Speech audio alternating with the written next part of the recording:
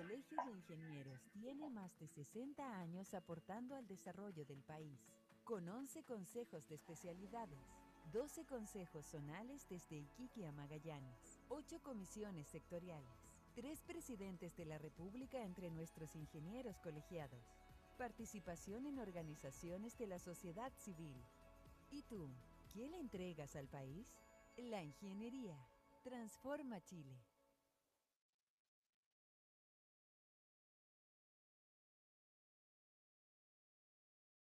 Adelante, don Carlos.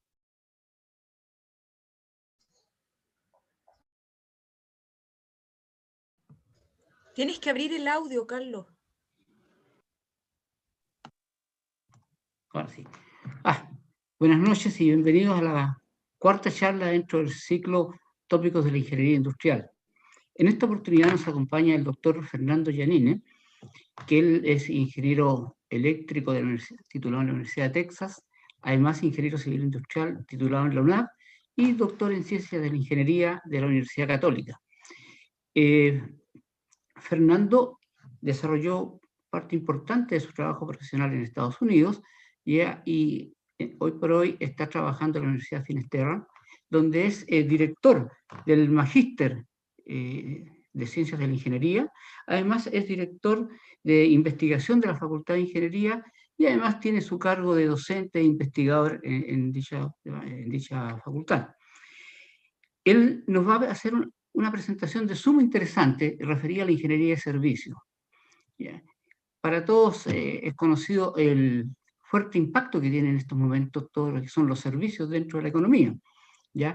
Fernando nos va a contextualizar, ¿verdad?, cómo están los servicios y mostrando dentro de esto la ingeniería de servicios y su importante aporte a lo que es la gestión de las empresas en distintas industrias.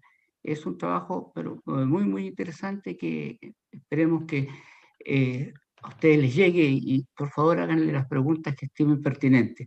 Fernando, sin más, adelante, por favor. Muchas gracias, Carlos. Primero que todo, agradecer al Colegio de Ingenieros, al gran equipo, a Loreto Marín, Luis Ayala, Carlos Pastén y todo el equipo del Colegio de Ingenieros. Quiero agradecer también a Felisa Córdoba, miembro del Colegio de Ingenieros, con la cual trabajo. Quiero agradecer a todos mis alumnos, tengo muchos seguidores y muchos alumnos, y espero que esta ponencia, esta charla, les sea grata y útil y que puedan conocer un poco más de sistemas de servicio y de ingeniería de servicio en general. Una precisión nomás, yo estudié después Ingeniería Civil Industrial mientras estaba trabajando en la UNAP de Iquique, ¿ya? No en la UNAP. Perdón. Ya. La Universidad Arturo, digamos la Universidad Nacional Andrés Bello, no. La UNAP de Iquique, la Universidad Arturo Prat de Iquique, ¿ya? Entonces, mi segunda casa de estudio y luego vino mi doctorado en el Departamento de Ingeniería Industrial y del Sistema de la Universidad Católica de Chile, ¿ya? En 2014 me gradué.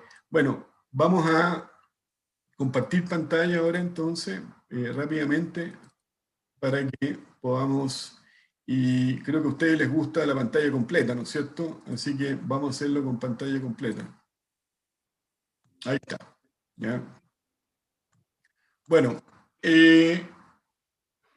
ingeniería de servicio, sistemas de servicio, ¿no es cierto? Y todo lo que tiene que ver con nuestra charla de hoy. Vamos a revisar aspectos de servicio, vamos a revisar, ¿no es cierto?, conceptos, vamos a revisar teorías, ¿no es cierto?, y todo lo que tiene que ver dentro de lo que cabe el tiempo que tenemos asignado. ¿Qué es lo que es la ingeniería de servicio, primero que todo? Bueno, la ingeniería de servicio desarrolla, ¿no es cierto?, sistemas de servicio, optimiza, mejora sistemas de servicio, ¿ya? Y en general se aboca al estudio de todos los aspectos elementos que contribuyen a la generación de sistemas de servicio o sistemas producto-servicio también como se le llama, porque siempre hay asociado un producto a un servicio, o sea, no están realmente disociados, ¿ya? En general se habla de que los sistemas de servicio son configuración y creación de valor que involucra en gente, tecnología y procesos internos y externos.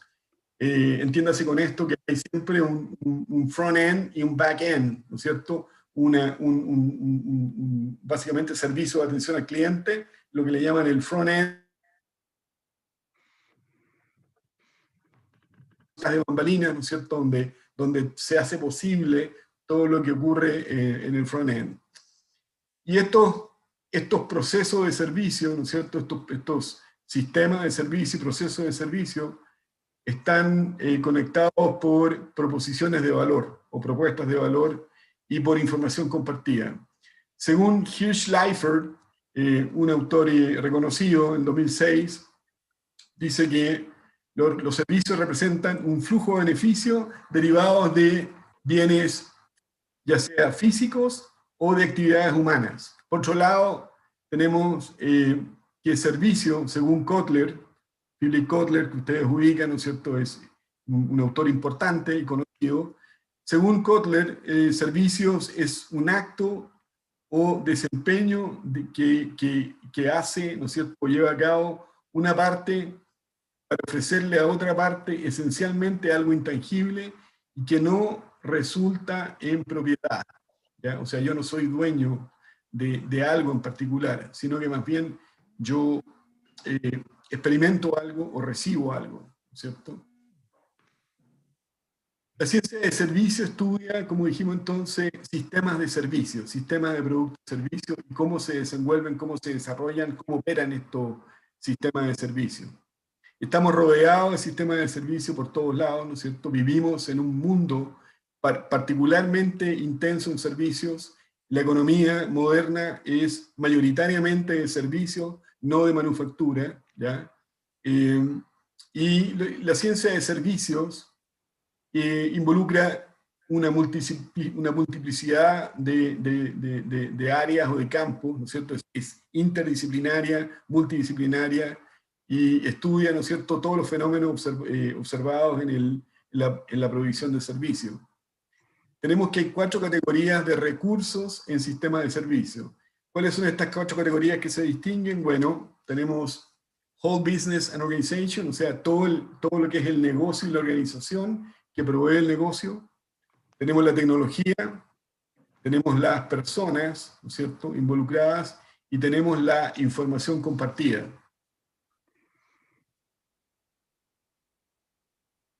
Luego vemos el triángulo de servicio. El triángulo de servicio muestra la firma, proveedora de servicio, muestra el cliente y muestra los frontline o front desk, ¿no es cierto?, los empleados de primera línea o de servicio directo, ¿no es cierto? Entonces, el frontline employees son en parte responsables por el marketeo, ¿no es cierto?, o la parte de marketing, ¿ya? Y esto está ampliamente reconocido, o sea, por algo la importancia de códigos de vestuario, de todo un tipo de un entrenamiento que se le hace a la gente de servicio, ¿no es cierto?, que interactúa con los clientes. Hay todo un léxico, hay un vestuario, hay toda una puesta en escena, si ustedes quieren, de parte de los frontline employees. Por otro lado, ¿no es cierto?, y obviamente el frontline employee tiene que marcar el sello de la firma, básicamente el brand management. Entonces, eso, por ejemplo, en compañías como Coca-Cola, como McDonald's, como Starbucks o IBM, es muy notorio, ¿no es cierto? Luego está el cliente, y el rol del cliente es la coproducción de valor, ¿ya? Aquí el valor lo produce la empresa que provee el servicio y el cliente, es una coproducción de valor. Entonces acá tenemos gente y proceso interactuando, tenemos producto, precio, promoción promoción y marca, y tenemos la plaza. Y por otro lado, ¿no es cierto?, tenemos el marketing interno que está operando entre la firma y los frontline employees, ¿ya? Lo demás está obviamente relacionado con la firma y el cliente.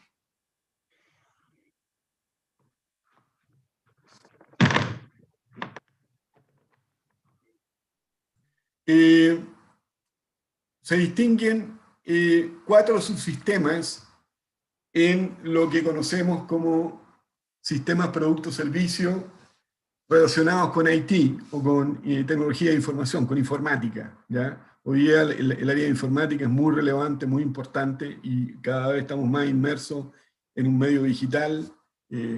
Por algo la digitalización de las empresas es un programa que ha cobrado mucha relevancia, y lo vemos incluso en nuestro país, el avance de las empresas en la digitalización, ¿cierto? Y la inversión en todo lo que es servicios online. Entonces, acá tenemos 4 frentes: el frente externo, el interno, la tecnología y el negocio. En el primer cuadrante tenemos el contexto situacional, la estrategia de negocio y la gobernanza. En el segundo cuadrante tenemos la estrategia de IT o la estrategia informática o el servicio informático, y también está la gobernanza. En el tercer cuadrante tenemos la infraestructura organizacional y los procesos, y en el cuarto cuadrante tenemos la infraestructura de informática y subsistemas y procesos, ¿ya? Esto es más o menos lo que hoy día configura el ambiente de servicio o de sistema, producto, servicio en el mundo de la IT, ¿no es cierto? El IT o el mundo de la informática, del servicio informático.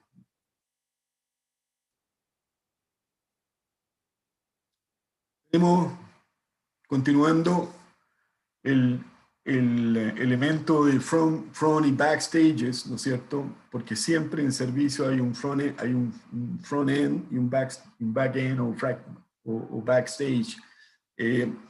Nosotros recibimos o interactuamos con agentes de servicio, pero hay todo un mundo, hay todo un cúmulo de procesos, ¿no es cierto?, de interacciones, de decisiones que están llevando detrás de las bambalinas, y eso es el backstage, que es muy importante, y muchos ignoran realmente qué es lo que hay detrás de la otorgación de un servicio. Entonces, por un lado tenemos las demandas de los clientes, ¿no es cierto?, que son representadas al front stage o al front end, clientes satisfechos con soluciones o transformaciones. Y por el lado del backstage tenemos empleados, maquinaria, tecnología, materiales, componentes, datos, etcétera, ¿no es cierto? ¿Y qué es lo que sale acá? Bueno, productos terminados, información y know-how. Continuando con el modelo de triángulo de service profit o la ganancia, ¿no es cierto?, la utilidad de servicio, service profit triangle, tenemos nuevamente la firma, tenemos los frontline employees y tenemos el cliente. La firma, ¿no es cierto?, es la que ofrece un producto y ofrece también toda la información del proceso. Hay un error, debería decir información de proceso. El cliente otorga el ingreso, ¿no es cierto?, ya los revenues y las ganancias básicamente a través de brindarle su negocio a la firma, o sea, comprar, adquirir los servicios de la firma. En esto es fundamental la lealtad, ¿no es cierto?, el loyalty. Y lo que hacen las firmas hoy en día, cada vez más y hace mucho tiempo, es trabajar la lealtad del cliente. Esto no es nada nuevo. Todos sabemos que hay todos unos programas de fidelidad y de lealtad, ¿no es cierto?, de fidelización de clientes. Eso es bastante conocido, ¿no es cierto?, y se ha escrito harto respecto de eso.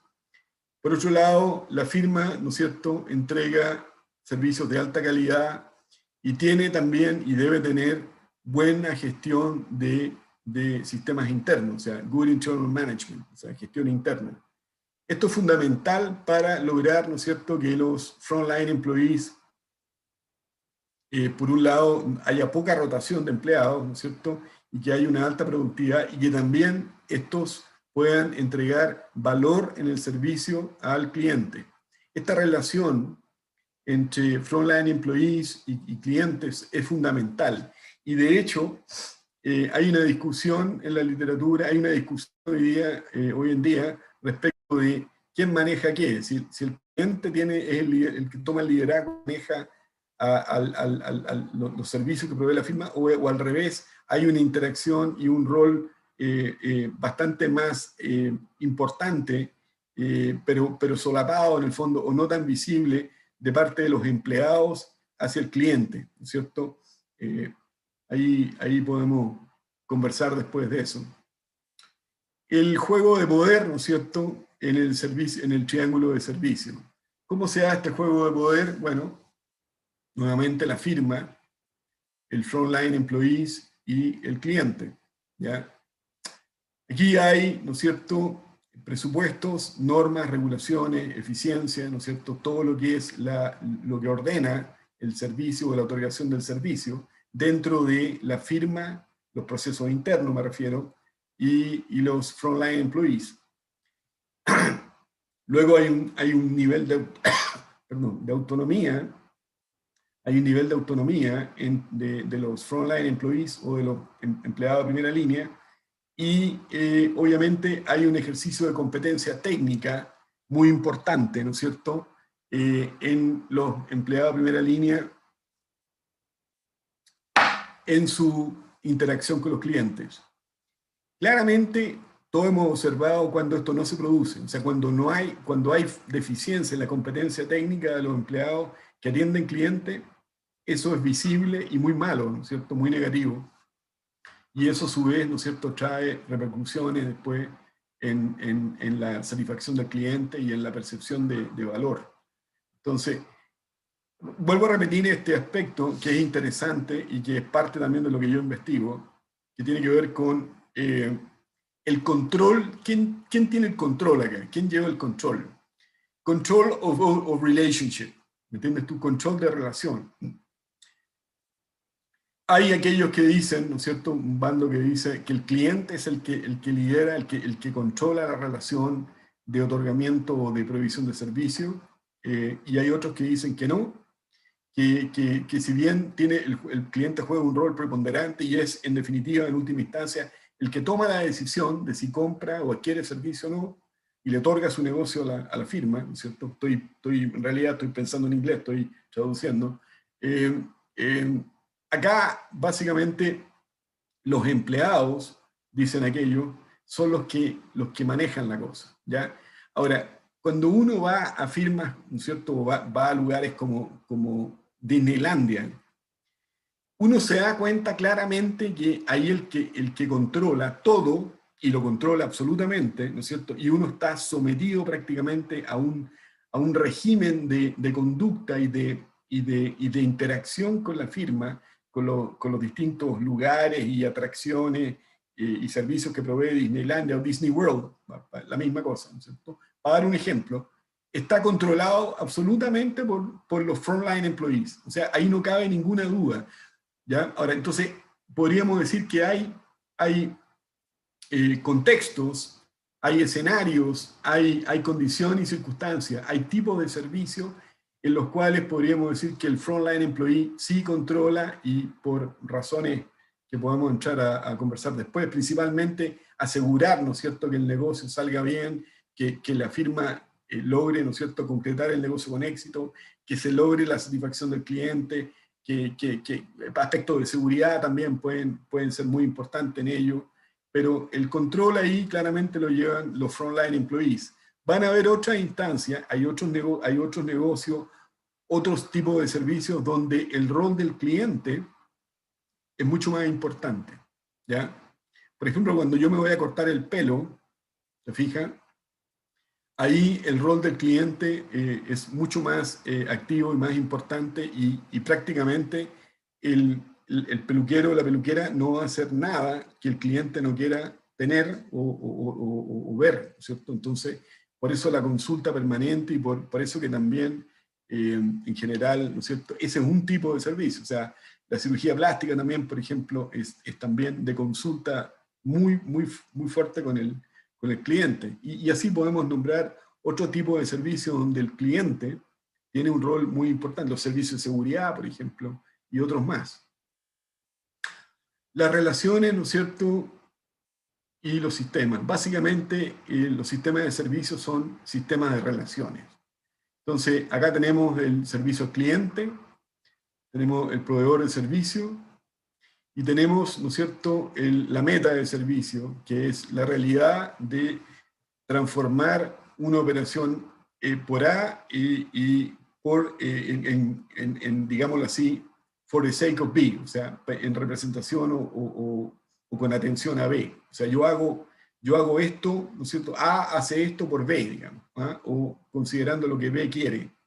Entonces acá está gente, dimensiones, negocio, todo involucra dimensiones de la interacción con personas, con negocio, productos, tecnología, información y algo muy importante que es el conocimiento codificado, ¿ya? Hay mucho conocimiento codificado en el sector servicios, en los sistemas de servicio y en cómo el servicio se otorga a los clientes.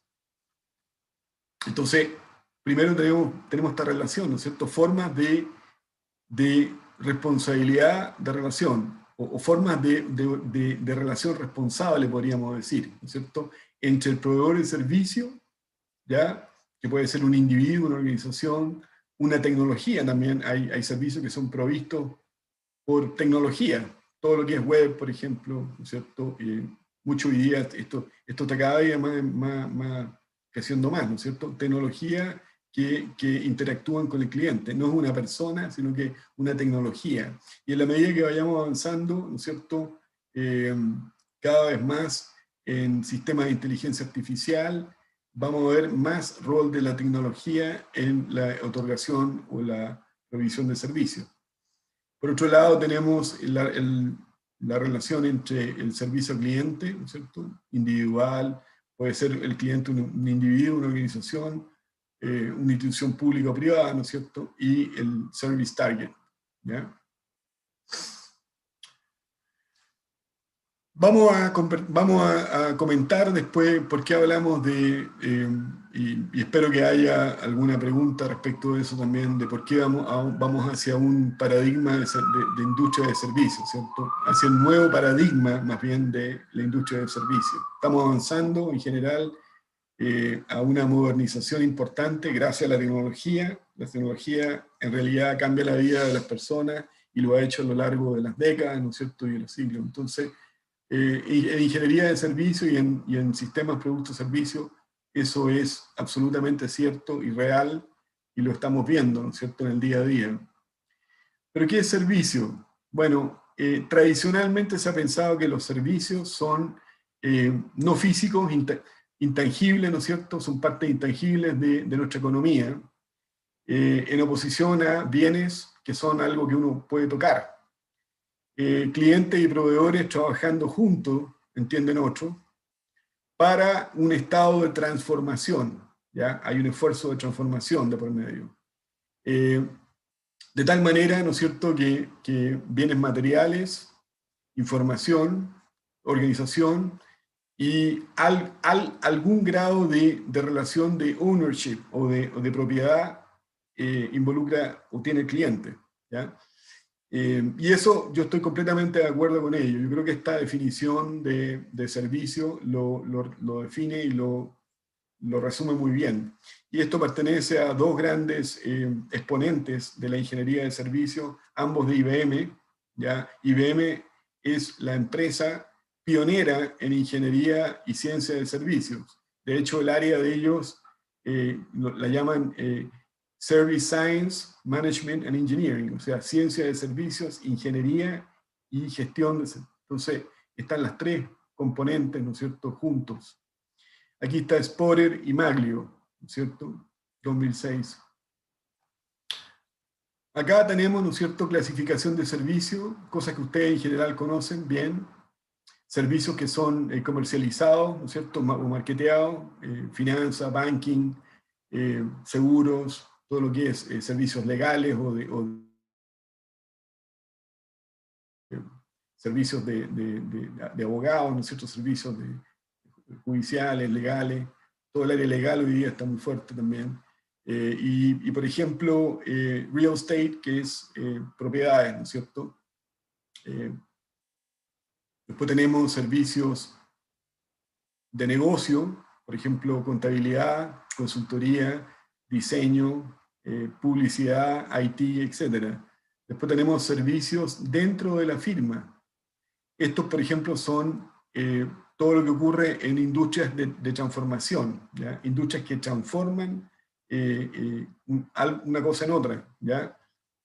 Por ejemplo, un ejemplo claro, ¿no es cierto?, es las empresas que transforman, ¿no es cierto?, un conocimiento o datos en un producto que luego que es utilizado por las empresas. Hoy día hay varias consultorías y varias empresas que trabajan en data mining y data warehousing y todo lo que es big data y procesamiento de grandes bases, de grandes cantidades de datos para lograr ofrecer información que permita apoyar la toma de decisiones en las empresas. Entonces, ahí hay mucho de transformación, ¿no es cierto? También está en este campo industrias que transforman, ¿no es cierto?, y recursos, insumos, materias primas en productos terminados. También ahí hay asociado una serie de servicios, ¿eh? Sin ir más lejos, cuando uno compra un auto, hay una serie de servicios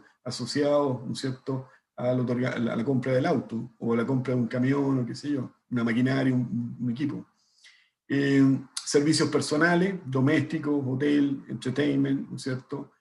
Servicios distribuidos, todo lo que es wholesale o mayorista, servicios de almacenamiento, servicios de retail, transporte, comunicaciones, y luego están los servicios que no son marketeados, ¿no es cierto?, o que no son, por ejemplo, educación, ¿ya? Okay.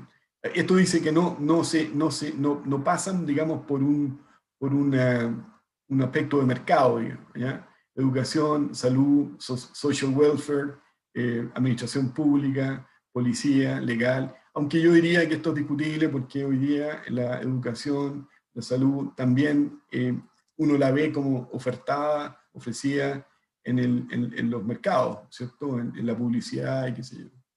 Entonces, no es tan así, que es non-marketed. Bueno, lo esencial acá, ¿no es cierto?, es la relación entre cliente y proveedor y las interacciones que se dan en esa relación.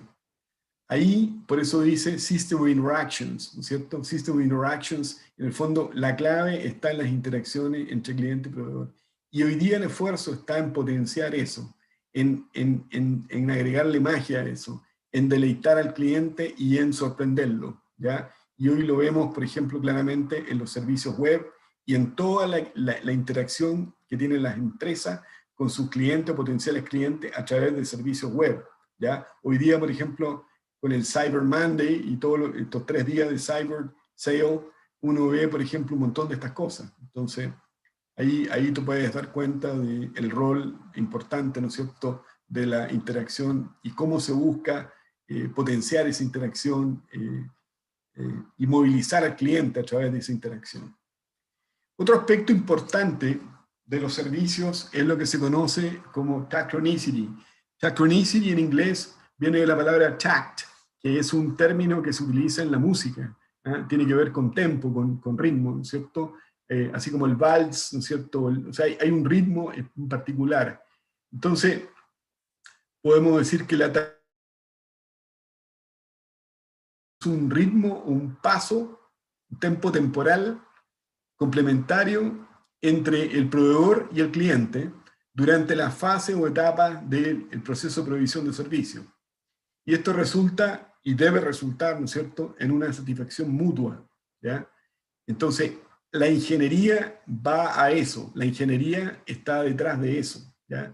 Y cuando yo trabajo en ingeniería de servicio, cuando yo empleo esfuerzos para mejorar, optimizar sistemas de servicio, busco eso, ¿ya? Busco que todo sea una coordinación armónica, sea un todo armónico, hay una interacción armónica entre el cliente y el proveedor, que nada esté fuera de lugar, es como una orquesta en el fondo. Y no hay que confundir con sincronicidad, ¿eh? O sea, tachronicity no es lo mismo que sincronicidad, no, es otra cosa, ¿ya? Y sale, digamos, en la internet, en el diccionario lo pueden ver. Tachronicidad en general es que cada uno hace su parte y hace lo que tiene que hacer, en el fondo, ¿ya? Y esto es válido para el front-end como el back-end, ¿ya? Y uno lo ve, por ejemplo, simplemente cuando uno va a un McDonald's, ¿no es cierto?, o va a un Starbucks, o cualquiera de estos lugares de comida rápida, ahí se da cuenta claramente que eso está absolutamente cumplido. Y de hecho hay tiempos tomados y hay toda una coordinación muy, muy fina, digamos, ¿eh? Entonces uno se da cuenta que ahí no hay nada al azar, ¿ya? Y eso es lo que logra al final la reproducibilidad a lo largo del tiempo y el que hayan estas empresas, ¿no es cierto?, instaladas en distintos lugares del mundo, algunos muy distintos y muy distantes unos de otros y que exhiben el mismo comportamiento, la misma calidad, el mismo nivel de servicio, ¿te fijas? Un servicio es una solución ejecutada para o en consideración o con este aspecto de tachronicity, ¿no es cierto? Y en la medida que se produce el servicio, este elemento está presente, debe estar presente, ¿ya? Por eso se habla de tachronologically, o sea, tacronológicamente. Aquí aparece también otro concepto, esta palabra es difícil de pronunciar, ¿sí? Aparece otro concepto que es el IHIP, y lo vamos a ver inmediatamente, ¿ya? Después en 2 láminas más. Un hecho importante fue que en 1930 el Departamento de Comercio de Estados Unidos reconoció servicio. O sea, recién en el año 1930 reconoce el servicio diferenciado de agricultura y manufactura. Luego, el año 80, los investigadores, los académicos en general, caracterizan servicio como algo no material que responde al paradigma IHIP, que lo vamos a ver muy pronto, que es intangible, heterogéneo, inseparable y perecible. Y desde entonces, bueno, se ha venido el crecimiento del servicio como ciencia, también se ha trabajado como no ciencia, y esto ha redefinido en el fondo el marketing, la ingeniería de sistemas, está muy presente ahí, ingeniería de servicios, y todo lo que es la relación cliente-proveedor, ¿cierto? Y cómo se desarrollan las transacciones económicas en el ambiente de servicio.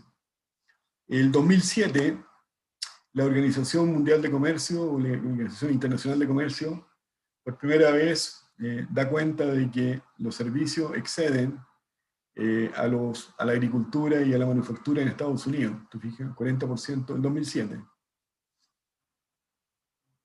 El paradigma IHIP, muy, digamos, utilizado y muy tradicional, ¿no es cierto?, cuando se habla de servicio. ¿De qué estamos hablando acá? Bueno, intangibilidad, ¿no es cierto? A diferencia de productos físicos o de bienes físicos, ¿no es cierto?, los servicios no pueden ser vistos, dice esto. No pueden ser testeados, no se pueden paladear, no se pueden... Pero esto es discutible en general, no se pueden escuchar, dice. En general hoy día sí, yo diría que hay cosas que sí están en función de los sentidos cuando hablamos de servicio, ¿ya? O sea, claramente cuando uno va a un restaurante, ¿no es cierto?, ahí hay un servicio de por medio, ¿ya?, asociado a la comida que uno come, o cuando uno va a escuchar una ópera, ¿no es cierto?, cuando uno va a presenciar un concierto, una obra, ¿no es cierto?, uno escucha también. Entonces, el hecho de presenciar, de escuchar algo, ese es un servicio en sí mismo. O sea, eso que está ocurriendo es un servicio, ¿ya? Entonces, el concepto de intangibilidad es discutible, ¿ya? Luego está el concepto de heterogeneidad. Dice que, a diferencia de los bienes manufacturados, los servicios son entregados, ¿no es cierto?, por gente de diferentes habilidades o destrezas, ¿no es cierto?, y motivaciones. De esta manera hacen, ¿no es cierto?, la experiencia de servicio única. Y eso es verdad en general, ¿ya? O sea, la experiencia de servicio es única. ¿Y qué es lo que lo hace única? Bueno, la naturaleza del servicio y la gente que lo otorga, la experiencia ¿no es cierto?, con la persona, con el agente de servicio. Ahora, incluso eso es posible también con sistemas digitales, porque hoy día, ¿no es cierto?, hay servicios digitales, hay interacción con la web, y ahí no hay una persona de carne y hueso presente, sino que tú estás interactuando con el servicio web, ¿no es cierto?, cuando estás, por ejemplo, interactuando con la empresa en el Cyber Monday. Luego está el concepto de inseparabilidad. Producción y consumo de servicios son simultáneos e inseparables, dice este aspecto. Y luego está la perecibilidad. Servicios son perecibles, ¿no es cierto?, a menos que sean experimentados, ¿ya? O sea, un servicio tiene que ser experimentado, si no perece, ¿ya? Y tampoco pueden estar guardados los servicios. Bueno, también ahí hay aspectos discutibles, lo vamos a ver inmediatamente después. Y por último, el aspecto de la tacronicidad o tachronicity, ¿no es cierto? Value co-creation, o sea, co-creación de valor bajo un tempo recíproco y cadencia, ¿no es cierto?, entre el proveedor de servicio y el cliente, como el tango, el vals, ¿no es cierto? Entonces, en la producción de servicio, tacrónicamente podríamos decir así, ¿no es cierto?, es fundamental en los sistemas productos-servicios. En algunos servicios es más notorio que en otros, más visible que en otros, pero siempre está ese aspecto de tacronicidad. Bueno, sabemos perfectamente que los servicios son importantes y cada vez más importantes, y un aspecto muy relevante en la provisión de servicios son las cadenas de suministro, ¿cierto? La importancia de las cadenas de suministro. Eso casi se explica por sí solo, ¿no es cierto? Otro aspecto que lo vamos a revisar enseguida es la lógica dominante de servicios, y ahí vamos a ver que hay aspectos de servicio que son únicos y que claramente, ¿no es cierto?, presentan no solamente un paradigma, sino que hay una lógica detrás muy particular, muy presente en la provisión de servicios, en los sistemas de servicio. También tenemos que, y cada vez más, en la sociedad de consumo que tenemos, ¿no es cierto?, en la economía moderna, tenemos que los productos tienen servicios asociados, ¿no es cierto? Y eso es una verdad y lo vemos siempre, lo vemos a cada momento. A veces no estamos conscientes de que tenemos estos servicios asociados a productos que adquirimos, pero ahí están. Hablamos nuevamente de esto, y acá viene entonces el contraargumento, ¿no es cierto? Contraargumento respecto del paradigma de HIP, ¿ya? Categorías de servicio. Entonces tenemos actuaciones directas sobre el cliente. 4 categorías, ¿no es cierto? Actuaciones de servicio. Primero, actuaciones directas sobre el cliente. Segundo, actuaciones sobre objeto del cliente. Tercero, actuaciones sobre la mente del cliente.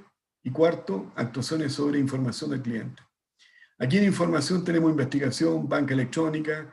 En actuaciones sobre la mente del cliente, bueno, servicio de consultoría, educación, ocio, consejería, servicio de consejería religioso. En actuaciones sobre objetos de clientes, por ejemplo, mercancía, reparación, limpieza, etc., ¿no es cierto? Y las actuaciones directas sobre el cliente, ahí tenemos transporte, salud, físico, todo lo que son servicios al físico, mente y experiencia. Por ejemplo, ¿no es cierto?, lo que conversábamos antes, una obra de teatro, un concierto, una obra de ballet, qué sé yo, un espectáculo. Entonces, respecto de la intangibilidad, acá los analistas dicen que es erróneo esto, ¿ya? La experiencia puede ser tangible en la operación, ¿ya? Entonces, cuando hay actuaciones directas sobre el cliente, la experiencia puede ser tangible, ¿ya? Y yo estoy de acuerdo con esto. Podemos comentarlo después. Después, en actuaciones sobre el objeto del cliente, también es erróneo, porque pueden darse transformaciones físicas, ¿cierto? Claramente. Entonces, claramente si yo puedo ver algo, entonces no es tan intangible la cosa, ¿cierto? Después tenemos actuaciones sobre la mente del cliente. Bueno, esto es correcto, y correcto también actuaciones sobre la información del cliente. Eso en cuanto a la intangibilidad. Después tenemos heterogeneidad. Acá nuevamente es correcto, ¿no es cierto? Y esto gracias a la interacción con el cliente, o sea, que hace único el servicio. Erróneo, sí, cuando se trata de actuaciones sobre objeto del cliente, porque hay situaciones en que sí admiten estandarización. Hay una serie de servicios que son estandarizados, los conocemos, ¿no es cierto? Entonces, no es tan así como que todos los servicios son heterogéneos, no. Hay estandarización en servicios, ¿ya? Y cada vez más, de hecho. Respecto de actuaciones sobre la mente del cliente, erróneo también. Hay situaciones que sí admiten estandarización. Y por último, actuaciones sobre información del cliente, erróneo. Hay situaciones que sí admiten estandarización, ¿ya? Entonces, no es tan así como que la heterogeneidad se mantiene siempre en servicio. Luego está el aspecto de inseparabilidad, ¿no es cierto?, de la producción y el consumo. En cuanto a actuaciones directas sobre el cliente, es correcto, pero es erróneo en las tres siguientes categorías. En esta, el cliente puede no estar presente, ¿no es cierto?, con actuaciones sobre objetos del cliente, el cliente puede no estar presente. En actuaciones sobre la mente del cliente, erróneo también, porque hay casos de prestación en diferido, e-learning, por ejemplo, y otras cosas más. Y en actuaciones de información al cliente, bueno, el cliente puede no estar presente. En cuanto a la caducidad, ¿no es cierto?, la perecibilidad, no es posible fabricar para stock y no es posible almacenar según este principio. Es correcto en actuaciones directas sobre el cliente y es correcto también señalarlo en actuaciones sobre objetos del cliente. Pero es erróneo en actuaciones sobre la mente del cliente, porque uno puede tener almacenamiento digital y también almacenamiento digital o impreso en el caso de actuaciones sobre información del cliente, ¿no es cierto?, investigación, banca electrónica, etc. Pasamos ahora a revisar dos grandes o importantes, digamos, con la limitación de tiempo que tenemos, aspectos de la ingeniería y ciencia del servicio, ¿ya? Uno es, ¿no es cierto?, la lógica dominante del servicio, que fue desarrollada por los autores Robert Luch y Stephen Bargo, ambos de IBM, pioneros en ingeniería del servicio. Y luego viene la teoría unificada de servicios de Scott Sampson, que es otro autor importante. La teoría unificada de servicios, o el UST, claramente distingue los procesos de servicio de procesos de no servicio, digámoslo así, ¿ya? Entonces, Scott Sampson distingue procesos de servicio de procesos de no servicio, o que no son procesos de servicio. Y identifica características comunes que aparentemente son, ¿no es cierto?, dispares, ¿no es cierto?, en los negocios de servicio, ¿ya? O sea, hay negocios de servicios o tipos de servicios que son comunes, según él hay características, hay comunalidades o características comunes en servicios que son aparentemente muy dispares. Por ejemplo, la recolección de basura, la seguridad y los servicios de comida o alimentos y de hospedaje, ¿ya? Lodging, ¿cierto? Servicios de hospedaje, hoteles, qué sé yo, hostales, qué sé yo. Entonces, él observa que hay comunalidades, ¿cierto? Entonces, la teoría unificada de servicio define el proceso de producción de servicio como uno que confía en el input del cliente. O sea, los inputs del cliente son fundamentales acá. Así, los clientes actúan como proveedores de todos los procesos de servicio. O sea, para Samsung, los procesos de servicio son solo aquellos donde hay un input del cliente. Yo no estoy 100% de acuerdo en esa postura o en esa mirada, y podemos comentarlo después, pero en general, digamos, me adscribo más al pensamiento de la lógica dominante del servicio, y no me preocupa tanto esta distinción entre procesos donde está metido el cliente, donde el cliente actúa como un input, ¿no es cierto?, y provee información o da su punto de vista, ¿no es cierto?, su interacción directa con la empresa de servicio. O sea, no me preocupa tanto eso, me preocupa la calidad y la experiencia del servicio, porque eso es lo que en definitiva capta el negocio y hace crecer el negocio de la empresa, ¿cierto? Entonces, vamos a ver la lógica dominante del servicio de Lasch y Vargo. Robert Lasch y Stephen Vargo, ¿no es cierto?, determinaron o establecieron más bien una serie de premisas fundacionales en los sistemas de servicio y en la lógica del servicio. La primera de ellas es la unidad fundamental de intercambio es la aplicación del conocimiento y competencias específicas. La segunda premisa fundacional es el intercambio indirecto, o sea, hay un concepto de dinero, ¿no es cierto?, hay dinero por medio, oculta, dice, la naturaleza del intercambio. O sea, el intercambio indirecto oculta la naturaleza del intercambio. Así, la verdadera creación de valor, dicen estos autores, reside en la capacidad de combinar conocimiento y capacidades para generar utilidad. Entre paréntesis, muchas veces incluida en productos físicos, pero no siempre, ¿no es cierto? La premisa fundacional 3 habla de que los bienes tangibles son solamente mecanismos para la prestación de un servicio. ¿Ya? Y ahí podemos ver, ¿no es cierto? La premisa fundacional 4 dice que el conocimiento es la principal fuente de ventajas competitivas sostenibles. ¿Ya? Y ahí me acuerdo, ¿no es cierto?, del trabajo que hace Felisa Córdoba en gestión del conocimiento, que es un área muy interesante y bonita. ¿Ya? Entonces, el conocimiento y cómo tú usas el conocimiento, cómo desarrollas el conocimiento y cómo creas ventajas competitivas a partir de la gestión del conocimiento, de la creación de conocimiento, es fundamental en servicio. Y eso hay toneladas de evidencia que afirman eso en el fondo y que permiten, digamos, validar eso. Entonces, en este caso, Porter no nos sirve, ¿ya? Aquí tenemos ecosistemas, ¿no es cierto?, que son grandes ecosistemas donde se da una serie de relaciones, ¿ya? Entonces aquí tenemos Apple, Amazon, Google, etc.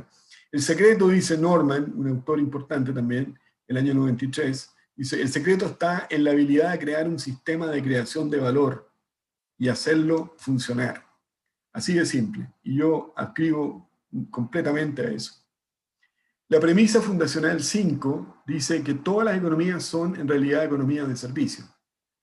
La 6 dice que el cliente es siempre un coproductor, ¿no es cierto?, en la gestión del servicio o en el desarrollo, en la otorgación del servicio. ¿Ya? No es un actor pasivo, sino que es un coproductor, ¿no es cierto?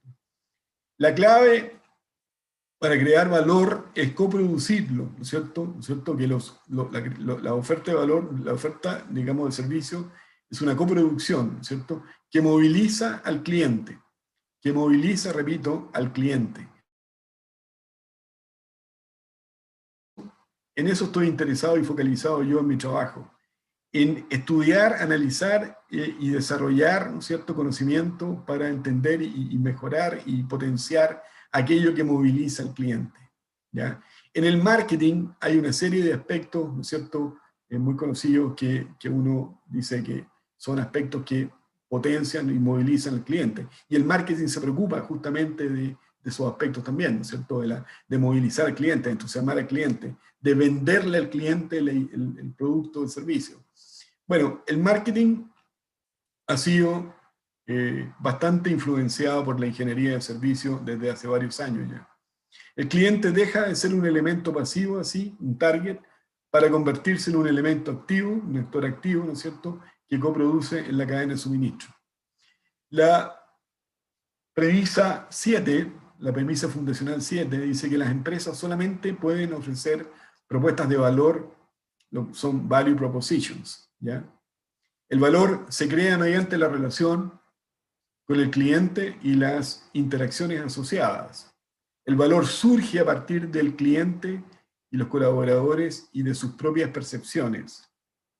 El foco del marketing ha de ser la creación de valor y no la distribución del mismo. El foco de una cadena de suministro, un supply chain, porque en los sistemas de servicio hay un rol muy importante de la cadena de suministro, ¿no es cierto? Ha de ser la creación de valor y no exclusivamente la distribución del mismo, ¿ya? Eso yo creo que si lo pensamos, de a poco nos damos cuenta que es muy cierto, ¿ya? La premisa fundacional 7 es especialmente relevante hoy día en el ámbito de la economía digital, ¿ya? Ahí les muestro nuevamente la premisa fundacional 7. Las empresas solamente pueden ofrecer propuestas de valor, ¿ya? La premisa 8, la premisa fundacional 8 dice que el paradigma enfocado en el servicio está centrado en el cliente y debe ser relacional, ¿ya? Centrado en el cliente y debe ser relacional, dice la premisa 8. El paradigma enfocado en el servicio. Y lo vemos hoy, por ejemplo, en la interacción con nuestros teléfonos móviles, ¿no es cierto? Nuestros smartphones. Y todos los apps que tenemos ahí, ¿no es cierto? Todo. El mundo digital en que vivimos hoy es un fiel reflejo de esto. Interactividad, integración, personalización, mass customization y coproducción, aspectos importantes de los sistemas de servicio hoy en día.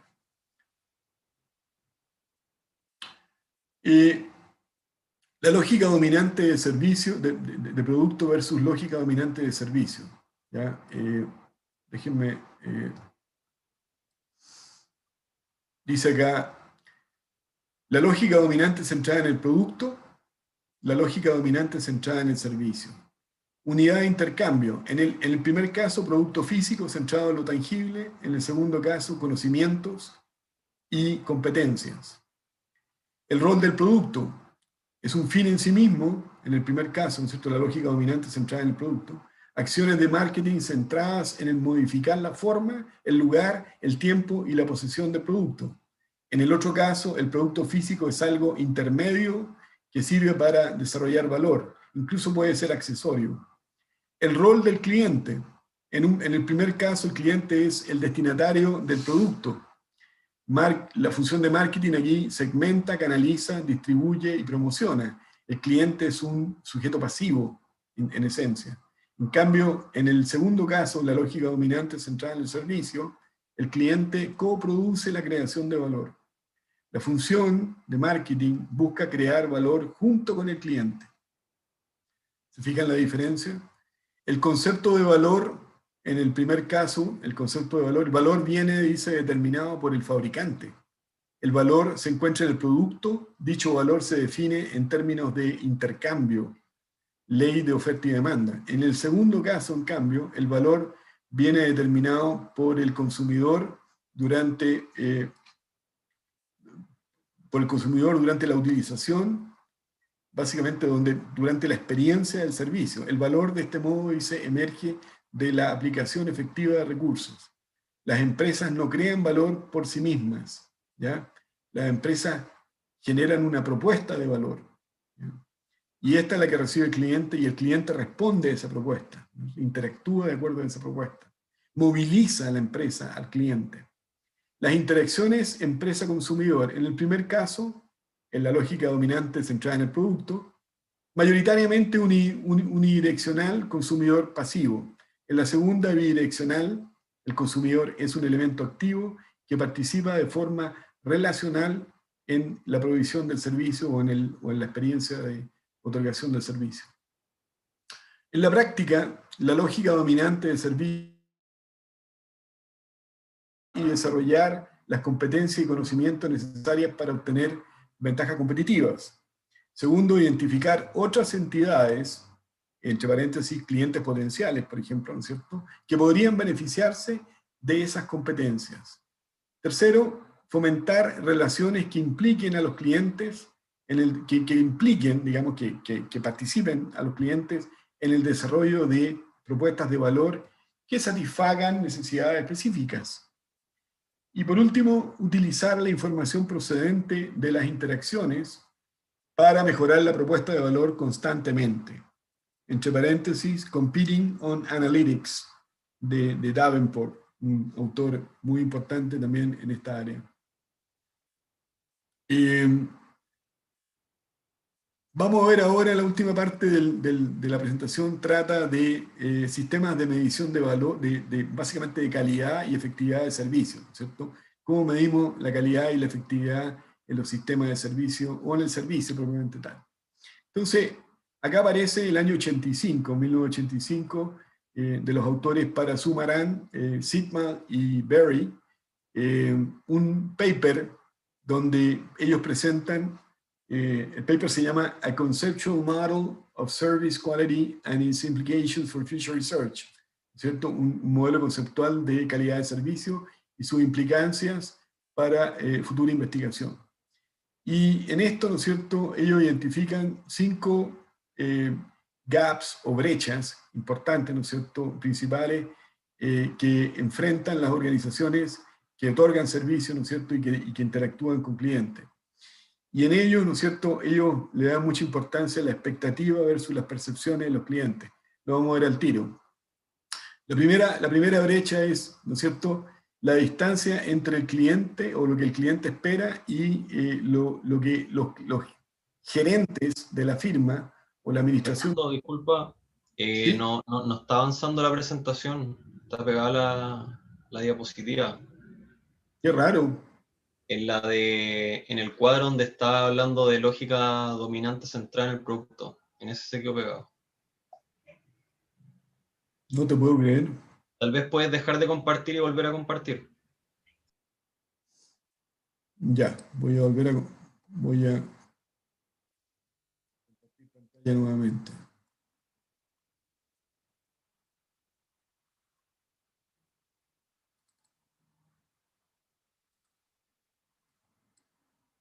¿Ahí? ¿Se ve ahí? Sí, ahí se ve. Dice en la práctica. Ahora, esto ya lo vimos ya. La práctica, ¿no es cierto?, la lógica dominante de servicio, ya la expliqué. Sí. Después hablamos de, ¿no es cierto?, la lógica dominante de servicio versus el sistema unificado, la teoría unificada de servicio. Ya expliqué eso. Después describí, ¿no es cierto?, en la práctica la lógica dominante de servicio mediante estas 4 premisas o statements, ¿no es cierto?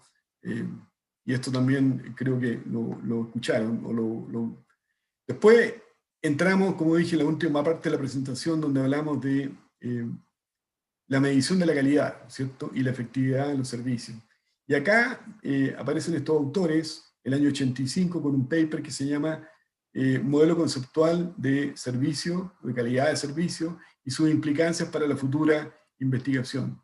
Entonces, esto aparece en el Journal of Marketing, 1985, y ahí están los autores Parasumaran, Sitman y Berry, que identifican 5 principales brechas que enfrentan las organizaciones que están buscando, ¿no es cierto?, cumplir, porque para ellos la clave es cumplir con las expectativas del cliente. O sea, en ese entonces, esa era la mirada, digamos, ¿ya? Y lograr la experiencia del cliente, ¿no es cierto?, el deleite o la satisfacción del cliente mediante la experiencia. Entonces, la primera brecha dice la distancia entre la expectativa de los clientes y lo que la administración de la empresa, los managers, piensan respecto a esas expectativas. Ahí, ¿no es cierto?, hay investigación de por medio, ¿no es cierto? Y bueno, la segunda brecha es entre la percepción del management, ya, o de la gerencia de la empresa, y la especificación actual que veo que enfrenta el cliente. O sea, la experiencia del cliente es una cosa con el servicio y la percepción del management es otra. Entonces, ahí ellos identifican una segunda brecha. La tercera brecha tiene que ver con la experiencia especificada, ¿no es cierto?, en el otorgamiento del servicio. O sea, ahí los managers necesitan, ¿no es cierto?, auditar la experiencia del cliente de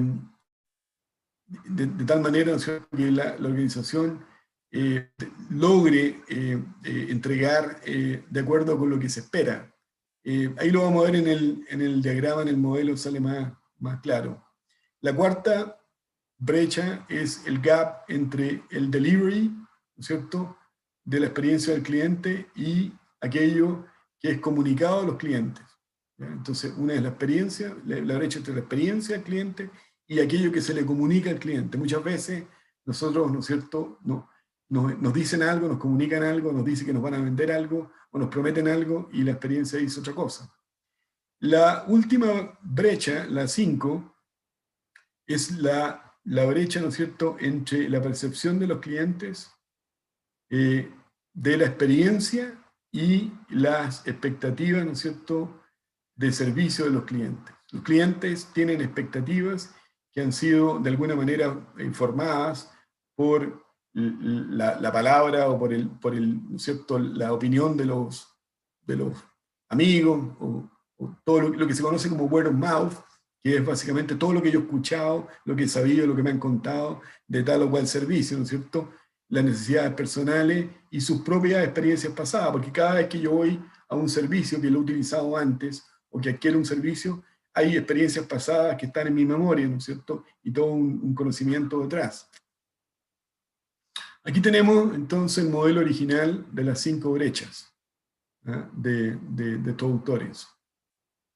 Ahí está Word of Mouth Communications, ¿no es cierto?, que influencian las expectativas de servicio que tiene el cliente, están las necesidades personales y están las experiencias pasadas. Entonces, todas estas 3 cosas, estos 3 elementos, influencian o impactan lo que yo espero en el servicio, ¿no es cierto?, el expected service. Entonces, aquí hay una brecha entre la percepción o cómo yo percibo el servicio y lo que yo espero del servicio. Después está la entrega del servicio, incluyendo pre- y post-contact, ¿no es cierto? Hay un gap con external communication to customer, o sea, esta entrega de servicio y cómo se da esto versus lo que me comunican a mí como cliente, ¿no es cierto? Toda la información previa a los consumidores. Ahí hay un gap. En el tercero está transformación de percepciones en especificaciones de calidad de servicio. Aquí hay un gap, ¿no es cierto?, entre el otorgamiento del servicio, ¿ya?, el service delivery, y cómo traduzco yo estas percepciones que el cliente tiene en especificaciones de calidad de servicio. Y por último está, como dije antes, las percepciones de la gerencia, de los gerentes, de los administradores, de la empresa de servicio, de las expectativas del cliente. Una cosa es lo que yo como gerente de empresa de servicio espero, o creo que el cliente espera, y otra cosa es lo que realmente el cliente espera. O sea, las expectativas del cliente pueden ser muy distintas a lo que yo creo, ¿cierto?, a lo que a mí me parece. Después de esa experiencia con el modelo Searchwell, surgieron muchas críticas, ¿ya?, y muchas de ellas fundadas absolutamente. Y aparecen, ¿no es cierto?, los autores Cronin y Taylor, en el año 92. Ellos establecieron una escala más concisa que Searchwell y la llamaron SERPERF, ¿ya?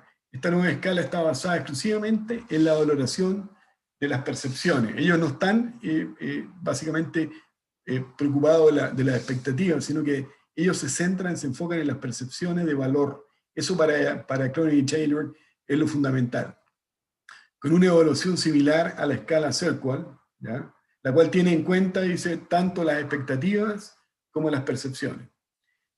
Cronin y Taylor, en su trabajo empírico, criticaron el marco de los autores pioneros, ¿no es cierto?, que era para Sumaran, Sitman y Berry.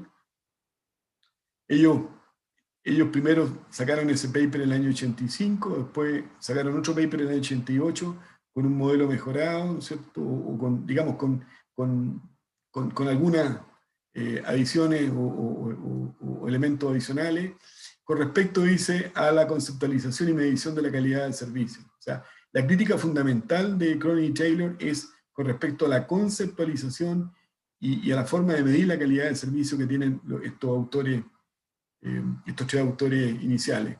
Y propusieron una medida basada en el desempeño de la calidad del servicio llamada SERPERF, que ilustra la calidad del servicio, dicen ellos, una forma de actitud del consumidor. O sea, para ellos lo fundamental acá es la actitud del consumidor.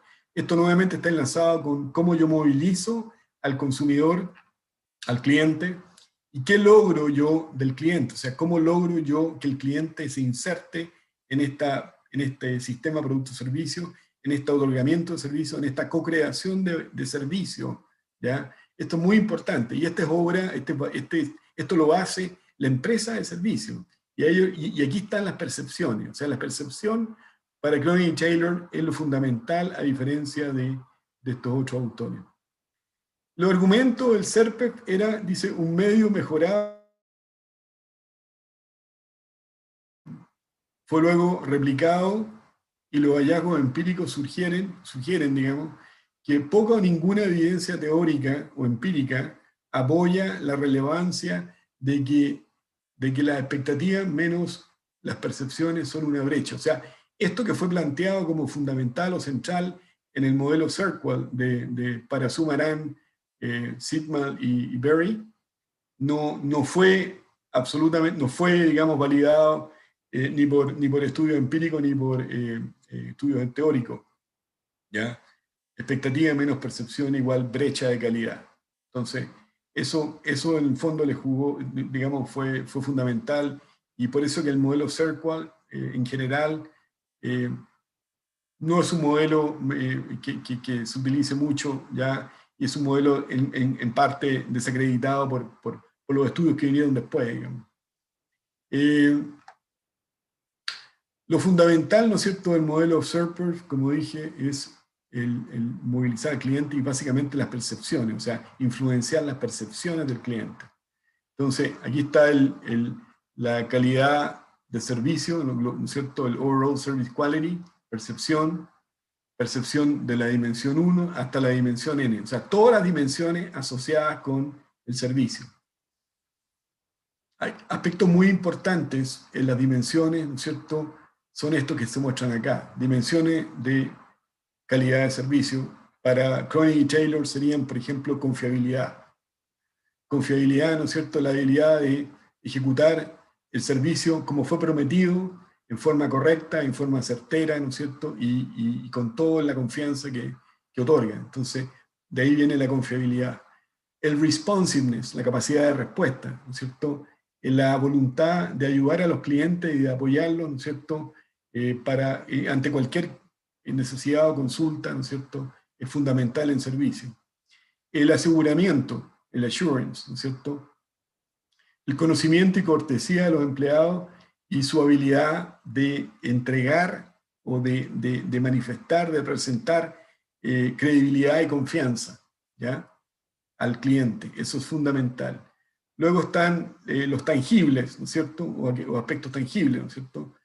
Por ejemplo, the appearance of physical facilities, ¿no es cierto?, que haya, ¿no es cierto?, algo que mostrar, que haya, digamos, infraestructura, que hayan aspectos físicos. Eso es importante según Cronin y Taylor, ¿ya?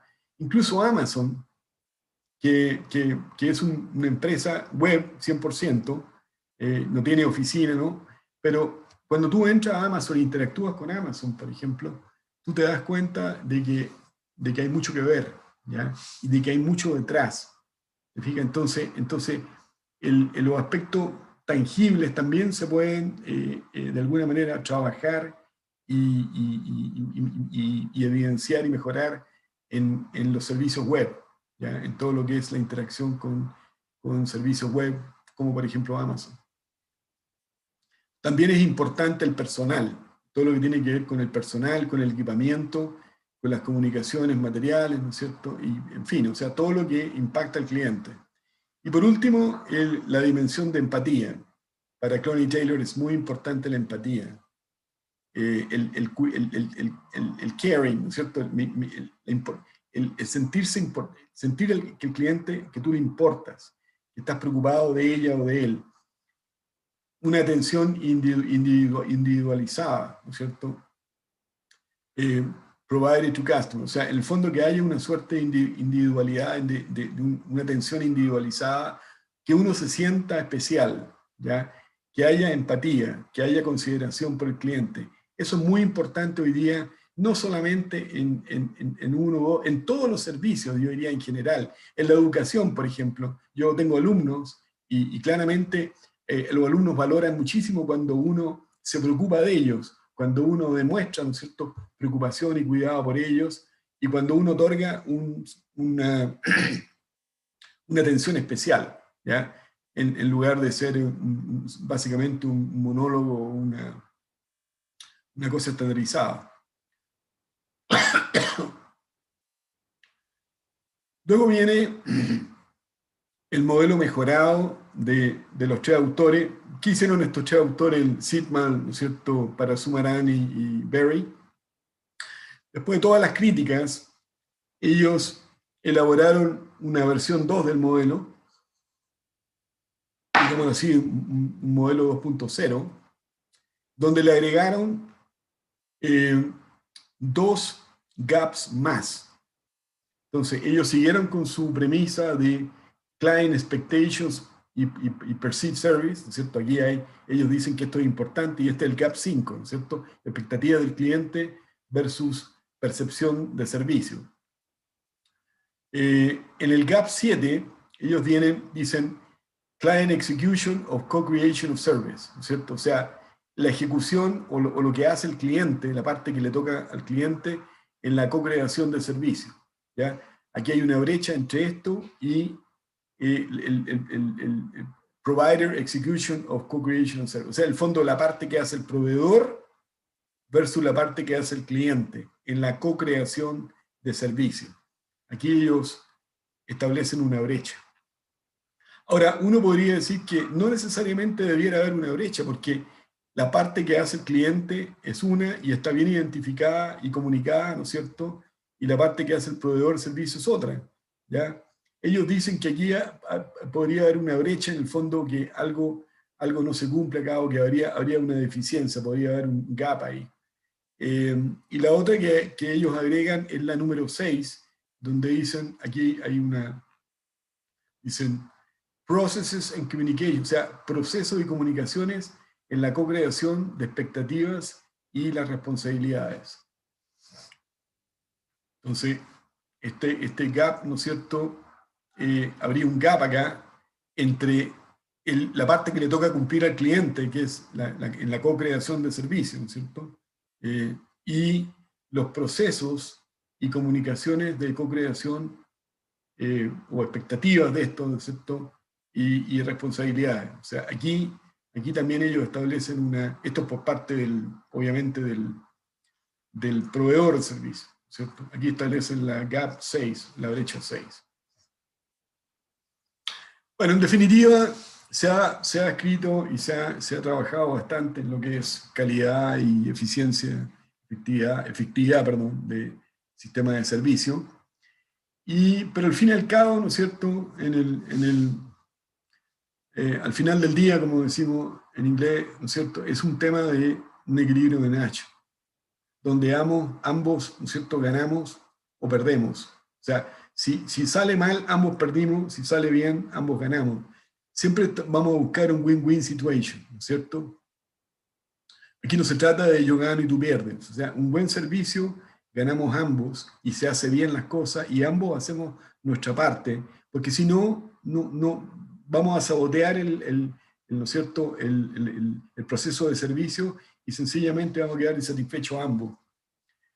El win-win requiere, o la estrategia win-win requiere conocimiento, exploración y testeo. ¿Ya? No es algo que se da a la primera, no es algo que se dé fácil. Esto lo saben muy bien los investigadores y también la gente de marketing y en general todos los que trabajan en servicio, ¿ya? Hay mucho trabajo que hacer ahí. Esto también ayuda a hacer que los servicios sean más eficientes, ¿no es cierto?, y a incrementar los beneficios. Entonces, hay que equilibrar estas 4 partes movibles, dice, en la arquitectura de generar una solución win-win Y lo último que voy a mostrar es esto.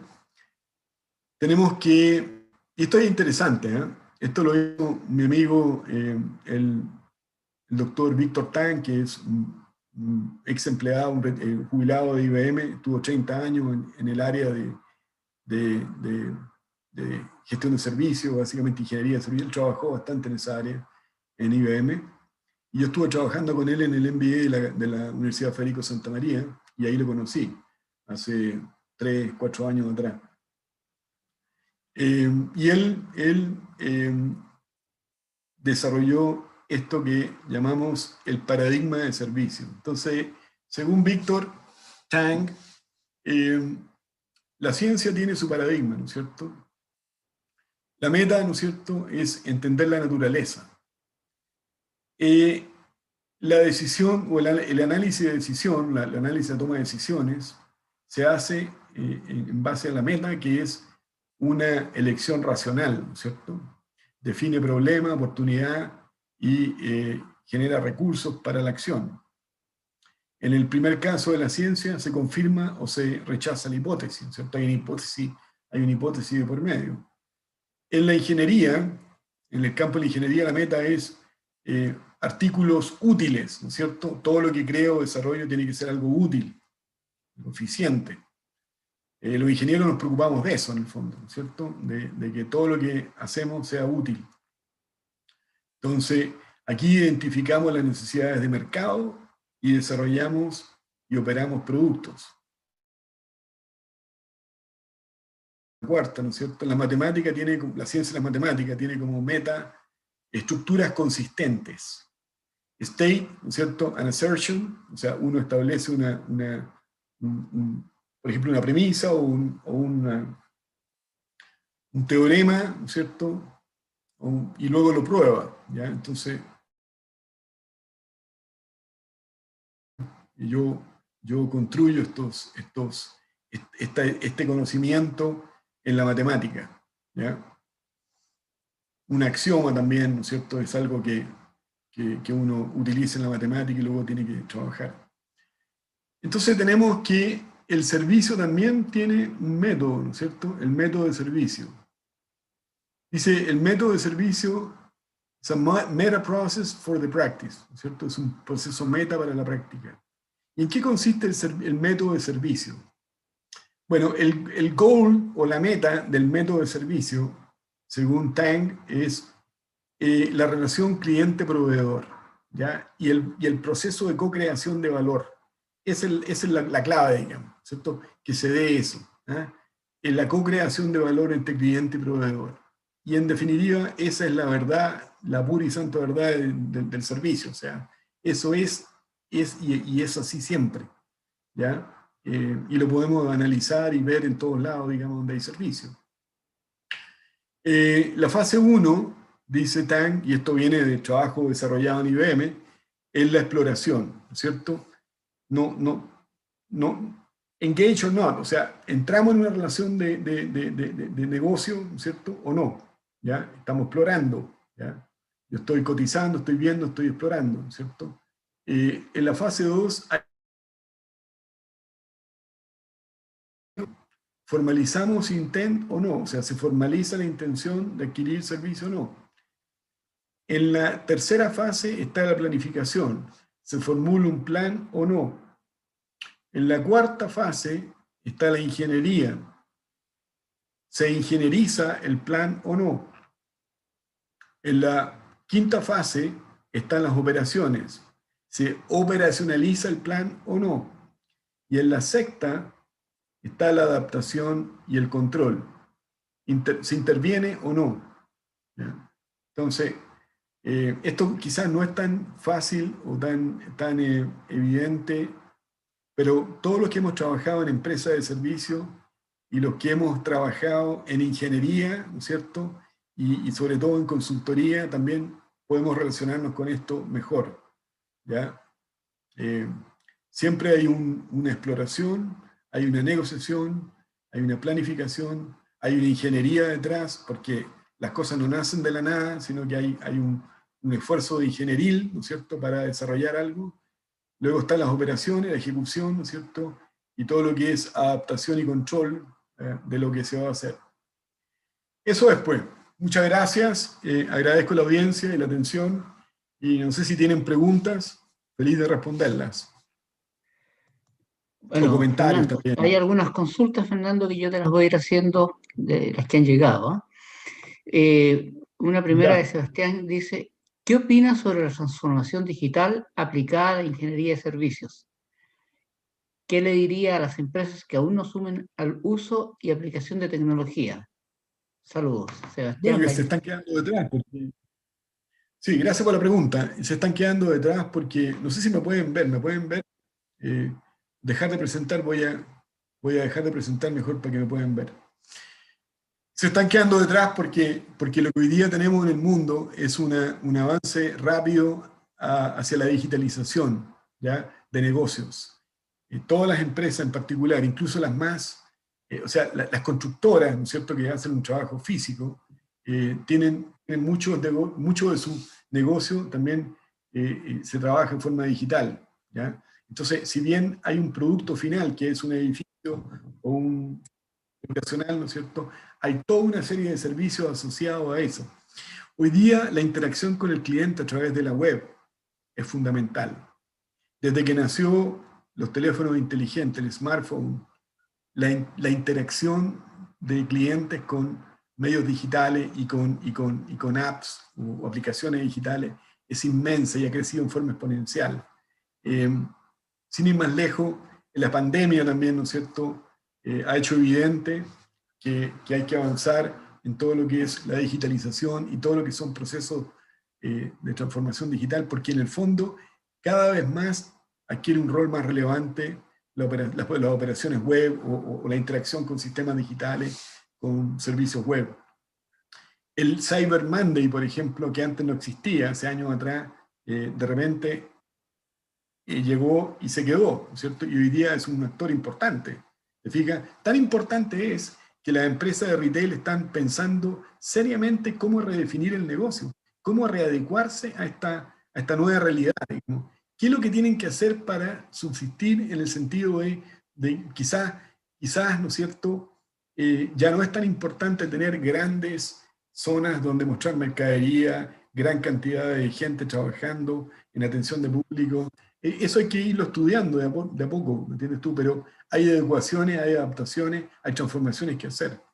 Entonces, yo creo que eso es muy importante de tomarlo en cuenta. O sea, estamos ante una transformación digital de grandes magnitudes, ¿no es cierto? Y cada vez que avance más esto, va a ser más importante que las empresas se suban arriba del tren digital.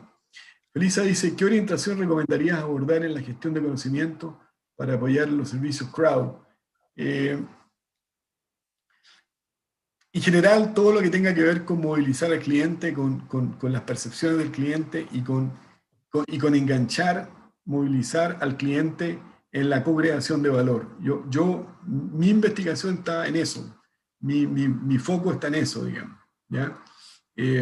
Los servicios crowd son servicios que se otorgan a mucha gente, ¿no es cierto? Por ejemplo, los servicios web, ¿ya? Entonces, ¿cómo podemos de alguna manera potenciar, cómo podemos mejorar la atención al cliente, cómo podemos lograr que el cliente interactúe más y mejor, participe más y en definitiva poder tener una mejor presencia del cliente? Creo que eso es importante. ¿Ya? Fantástico. En abono del tiempo voy a leerte una consulta más, ya agradeciéndole a todos los que hicieron consultas, pero no alcanzamos. La pregunta es, ¿qué sería lo más relevante de atender cuando se quiere recuperar mercado que ha evaluado mal el servicio entregado? Bueno, el modelo Circle decía que había que concentrarse o focalizar la atención entre aquello que la empresa creía que estaba ofreciendo o que entregaba, ¿no es cierto? Más bien que la administración de la empresa entregaba y aquello que los clientes esperaban.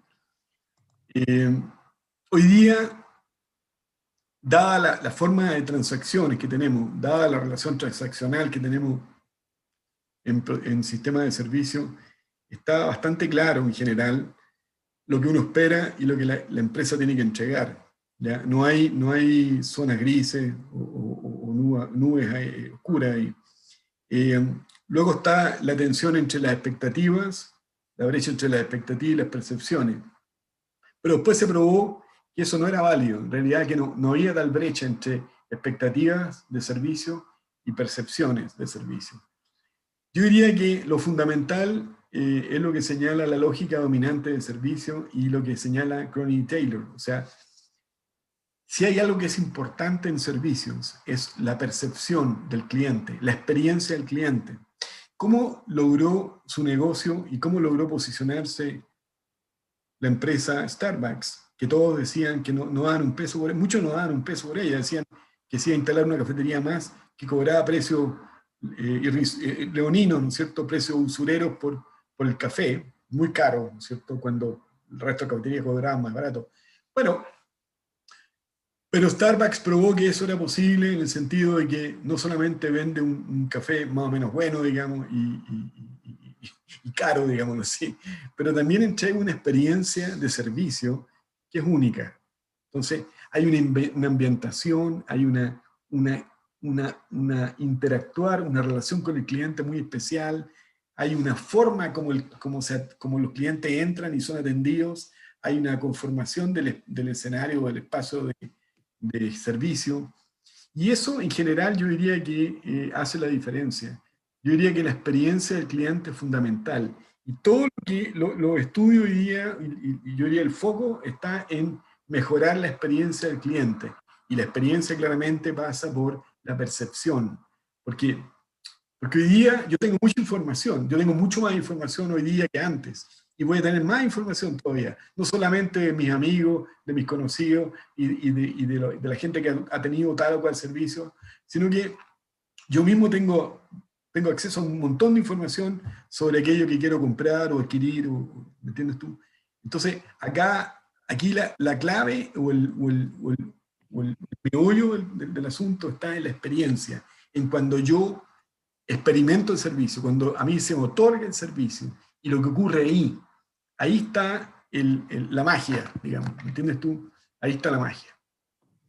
Bueno, y si eso fantástico. da resultado, entonces me fidelizan y soy cliente de por vida.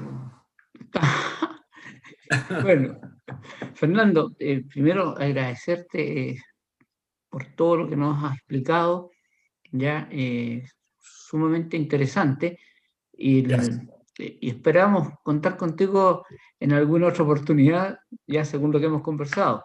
También quiero agradecerle a Luis que en la presentación se me olvidó presentar. Luis es consejero de la especialidad industrial, ¿ya? Y es la persona con quien estamos armando cada una de las charlas, y Loreto, que ya no está, pero que ella también participó de manera muy, muy, muy importante en el armado de esta charla con Fernando.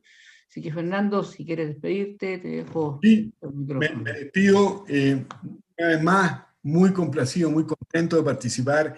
Yo soy un admirador de la labor del Colegio de Ingenieros y digámoslo en honra de la verdad, estoy orgulloso de lo que han hecho y lo que hacen, y si hay un colegio profesional que a mí me gusta y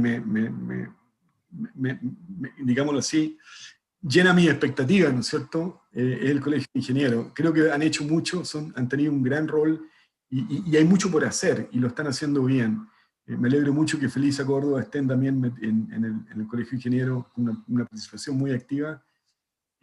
Agradecerles a Luis Ayala, una excelente labor, mucho apoyo, igual a Loreto Marín, a Constanza Garillo, a Carlos Pastén, nuevamente mi amigo Carlos, a tu servicio, y feliz de poder conversar de este tema, que es un tema apasionante y un área, digamos, de desarrollo pujante, ¿no es cierto?, activo en lo que es la ingeniería, en varias ingenierías. Está metida la ingeniería de sistema, la ingeniería industrial, la ingeniería informática, en fin, está metida en la ingeniería de todo tipo, digamos.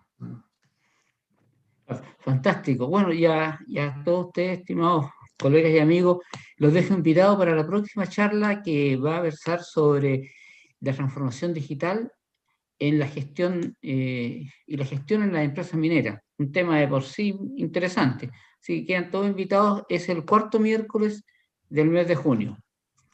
Y saludos y muy buenas tardes. Y cuídense. Muchas gracias. Cuídense, gracias Suerte. por aceptar la invitación y Carlos, que estén muy bien y a toda la audiencia. Gracias a ustedes. Adiós. Chao.